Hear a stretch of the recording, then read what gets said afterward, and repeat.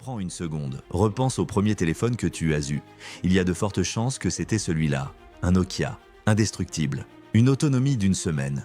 Un jeu de serpent qui a dévoré des millions d'heures de cours et de trajets en bus. Une sonnerie que tu peux encore fredonner aujourd'hui, 20 ans plus tard. En 2007, Nokia vendait près d'un téléphone sur deux dans le monde. 49,4% du marché mondial. Une domination que presque aucune entreprise dans l'histoire n'a jamais atteinte sur un produit grand public. L'entreprise valait plus de 150 milliards d'euros. Elle employait plus de 100 000 personnes. Elle était la fierté de tout un pays, la Finlande, dont elle représentait à elle seule une part énorme de l'économie. 6 ans plus tard, sa part du marché des smartphones était tombée sous les 3%.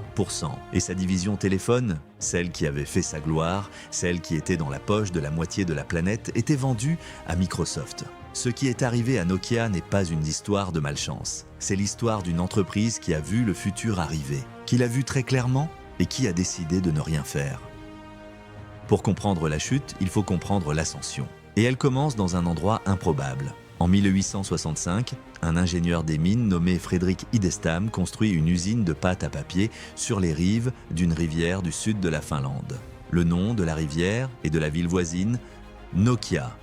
Oui, Nokia, le géant du téléphone, a commencé comme une papeterie au 19e siècle. Pendant plus d'un siècle, l'entreprise se transforme sans cesse. Elle fabrique du papier, puis du caoutchouc, des bottes, des pneus, puis des câbles électriques, puis de l'électronique. En 1967, ces différentes activités fusionnent pour former la Nokia Corporation moderne. Une entreprise qui touche à tout, la forêt, le caoutchouc, le câble, l'électronique, et c'est cette dernière branche, l'électronique, qui va tout changer. Dans les années 1980, Nokia se lance dans la téléphonie mobile. À l'époque, un téléphone portable pèse plusieurs kilos, coûte le prix d'une voiture et tient dans une mallette. Mais Nokia parie sur une idée simple. Un jour, tout le monde en aura un. Ce pari va se révéler être l'un des plus visionnaires de l'histoire industrielle. Dans les années 1990, la Finlande déréglemente son marché des télécoms. Nokia se concentre entièrement sur le mobile. Elle abandonne le papier, le caoutchouc, les câbles, tout pour le téléphone. Et le monde bascule exactement comme Nokia l'avait prévu. En 1998, Nokia devient le premier vendeur de téléphones mobiles au monde, devant Motorola, devant tout le monde, et arrive l'an 2000. Le Nokia 3310, plus de 126 millions d'unités vendues, l'un des téléphones les plus vendus de toute l'histoire, solide au point d'en devenir une légende. On raconte qu'il survit aux chutes, aux machines à laver, aux voitures, le jeu Snake, les sonneries personnalisables, les coques interchangeables. Nokia n'est plus une entreprise, c'est un symbole. Le symbole d'une époque où la Finlande, ces petits pays de 5 millions d'habitants, dominait la technologie mondiale. Le slogan de l'époque résume tout. Connecting people, connecter les gens. Et pendant un temps, Nokia connecte effectivement la planète entière. Le 9 janvier 2007, sur une scène à San Francisco, un homme en col roulé noir présente un objet que personne n'a jamais vu. Pas de clavier, pas de touche, juste un écran tactile qui occupe toute la face avant. Un navigateur Internet complet. Un écran qui réagit au doigt, c'est l'iPhone.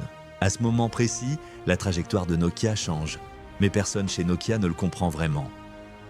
Et voilà le détail le plus troublant de toute cette histoire. Nokia avait déjà tout ça. Dès la fin des années 1990 et le début des années 2000, les ingénieurs de Nokia avaient développé des prototypes d'écrans tactiles, des concepts de navigation Internet mobile, même l'idée d'un magasin d'applications en ligne, des années avant Apple. Mais à chaque fois, la direction enterre ses projets.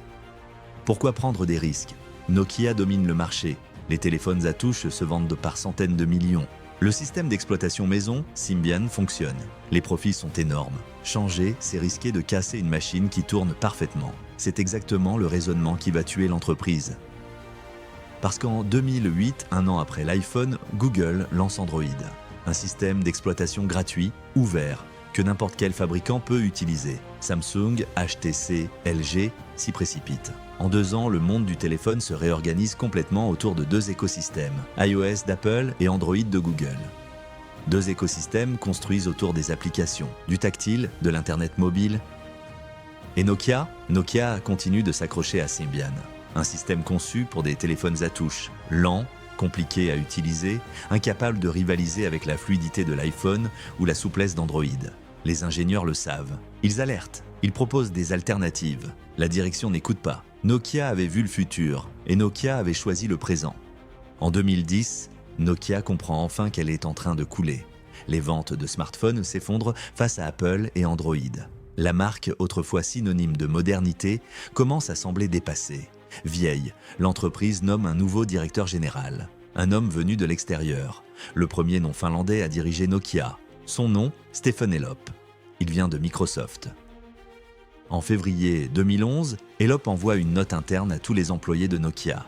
Une note qui va devenir célèbre dans le monde entier. Il compare Nokia à un homme debout sur une plateforme pétrolière en feu, au milieu de l'océan, avec un seul choix, sauter dans les eaux glacées et inconnues ou brûler sur place. Burning Platform, la plateforme en feu. Le message est clair. Nokia doit sauter, tout de suite. Mais sauter où? C'est là qu'Elop prend la décision la plus controversée de l'histoire de Nokia. Plutôt que de parier sur Android, le système qui était en train de gagner, ou de développer son propre système moderne, Elop choisit de s'allier à son ancien employeur, Microsoft. Nokia abandonne Symbian, abandonne aussi MeeGo, un système moderne que ses propres ingénieurs venaient de finir de développer et qui était prometteur, et mise tout sur Windows Phone, le système mobile de Microsoft. Le problème, Windows Phone est un système que presque personne n'utilise. Très peu d'applications, très peu d'utilisateurs. Un troisième écosystème qui tente d'exister face à deux géants déjà installés. Certains analystes appellent cette note interne le mémo qui a tué Nokia. Parce qu'en annonçant publiquement que ses propres téléphones actuels étaient une plateforme en feu, Elop a donné aux clients une raison de ne plus jamais en acheter un seul. Les ventes s'effondrent encore plus vite qu'avant. Qui veut acheter un téléphone dont le PDG lui-même dit qu'il appartient au passé? Entre 2007 et 2013, la part de Nokia sur le marché des smartphones passe de près de 50% à moins de 3%. Une des plus grandes chutes de l'histoire industrielle moderne.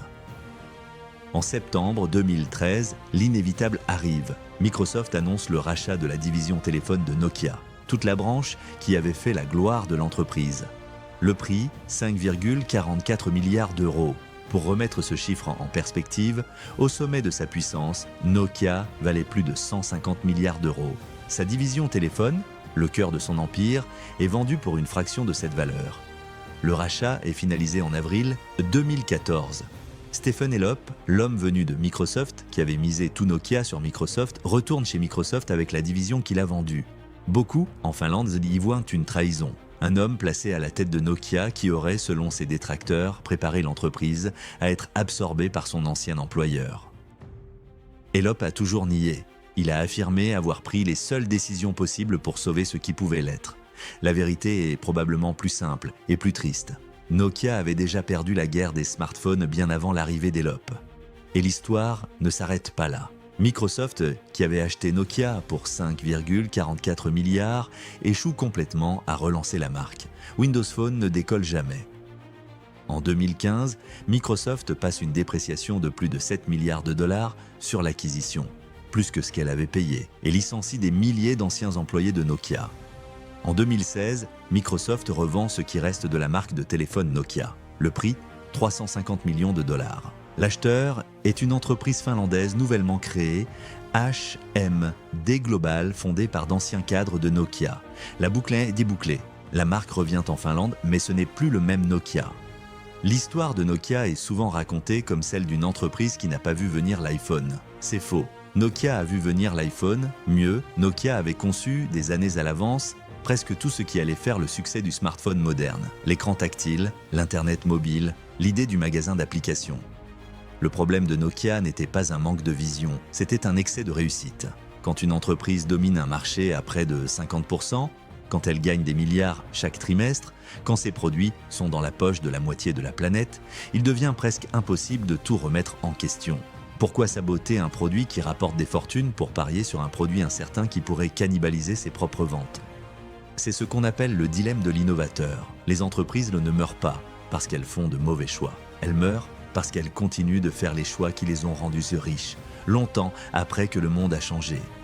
Nokia avait les ingénieurs, Nokia avait les brevets, Nokia avait l'argent, Nokia avait même les prototypes. Ce que Nokia n'avait pas, c'était le courage de détruire sa propre poule aux œufs d'or avant que quelqu'un d'autre ne le fasse à sa place. Et c'est peut-être ça, la leçon la plus dérangeante. Le plus grand danger pour une entreprise qui domine, ce n'est pas son concurrent, c'est sa propre réussite. Alors, Nokia a-t-elle disparu? Pas tout à fait. L'entreprise Nokia existe toujours. Mais elle ne fabrique plus les téléphones que tu avais. Elle s'est reconvertie dans les équipements de réseaux télécoms, les antennes, les infrastructures 5G, la technologie invisible qui fait fonctionner les réseaux du monde entier. Aujourd'hui, Nokia est un acteur majeur de cette industrie, discret, solide, mais invisible pour le grand public. La marque de téléphone, elle, appartient désormais à HMD Global qui produit des smartphones et quelques rééditions nostalgiques, dont une version modernisée du fameux 3310. Mais ce ne sera jamais plus la même chose. Nokia a connu ce que presque aucune entreprise ne connaît, la domination absolue d'un marché mondial. Près d'un téléphone sur deux, sur toute la planète. Et Nokia a aussi connu ce qui va avec. Quand on refuse de se réinventer, la chute, brutale, totale, définitive. La prochaine fois que tu verras quelqu'un sortir un vieux Nokia indestructible avec son jeu de serpent et sa sonnerie légendaire, souviens-toi que tu tiens dans ta main le symbole d'un empire qui a eu le futur entre les mains et qui a choisi de le reposer. Tout a un prix, même le silence.